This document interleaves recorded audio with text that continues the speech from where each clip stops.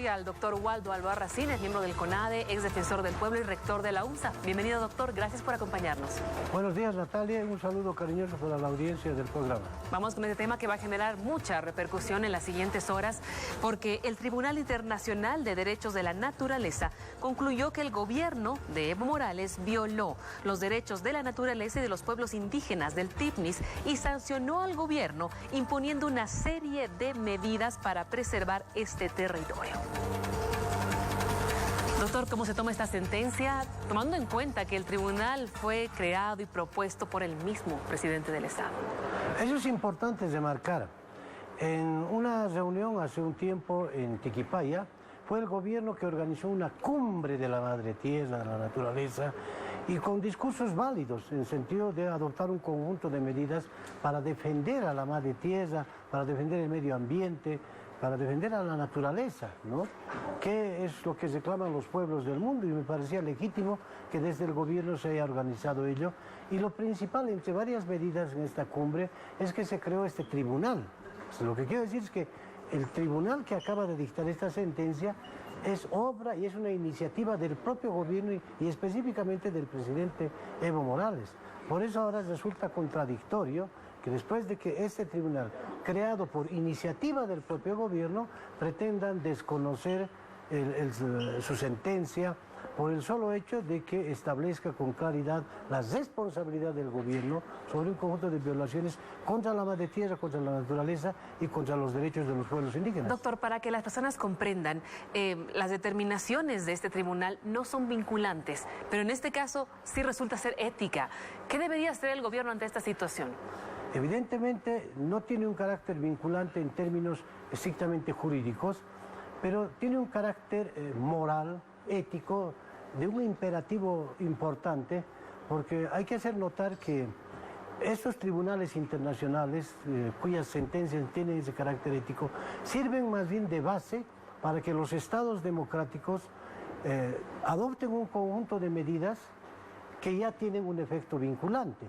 Te pongo como ejemplo, el Tribunal Permanente de los Pueblos, un tribunal internacional hace varios años, igual se organizó y dictó una sentencia en contra de todas las dictaduras militares en Latinoamérica. Evidentemente la sentencia era de carácter moral, pero sobre esa base el conjunto de los estados latinoamericanos han enjuiciado posteriormente con sus propias normas a los dictadores, a Pinochet, a Stroessner en Paraguay, la sentencia incluso era contra el propio Banzer en Bolivia, en fin, contra Videla en Argentina. Entonces es lo mismo en este caso.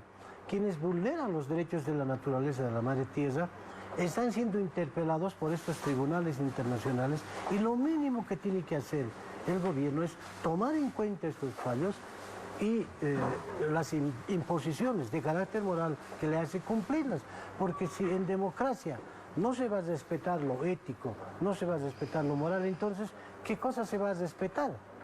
Si el referente fundamental para cualquier sistema democrático son los principios, son los paradigmas éticos. Claro, nos dice entonces claramente que esto no es vinculante, pero sí es moral, es ético. Ahora, ante esto, el gobierno debería insistir con la construcción de la carretera y los trabajos que se quiera hacer en esta área que es protegida. Bueno, lo importante para relevar de esta sentencia es que primero, al condenar al gobierno por las violaciones de los derechos de la naturaleza, de la madre tierra, pero también condena las violaciones a los derechos de los pueblos indígenas. Y hace referencia justamente a esos derechos que están consagrados no solo en la Constitución Política del Estado, sino en normas internacionales como el Convenio 169 de la OIT. Entonces, ¿qué sucede? Estos derechos han sido vulnerados por el gobierno y señala caso específico como la masacre de Chaparina. Y ahí te dice la sentencia que se promuevan las acciones penales contra los responsables de la masacre a los pueblos indígenas. No se hizo nada hasta ahora, doctor. Hasta este momento lo que ha pasado es que por cumplir con la formalidad abrieron una investigación, pero la propia Fiscalía, por instrucción del gobierno, ha cerrado el caso y los responsables de esa masacre hasta hoy día están impunes.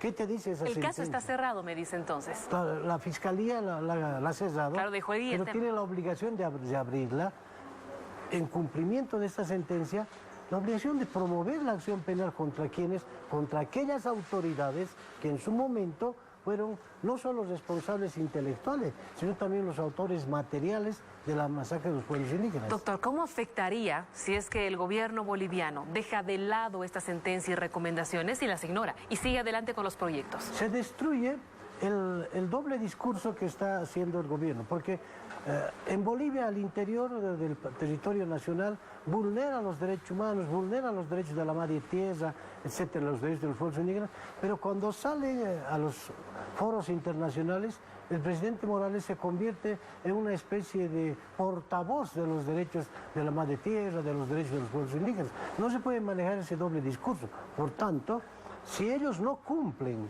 la sentencia que ha dictado este tribunal, ¿no?, por más moral que tenga esa característica, ¿no?, si no lo cumplen, están prácticamente reconociendo ellos que no tienen la voluntad política para resguardar no solo los derechos de la madre tierra, sino los derechos humanos del pueblo boliviano y particularmente de los pueblos indígenas. Usted ya escuchó las repercusiones ayer y también ayer hubo una conferencia de prensa por parte de los dirigentes del TIPNIS en Trinidad donde piden que el gobierno se disculpe por la violación sistemática a sus derechos humanos. ¿Cree que ocurra esto?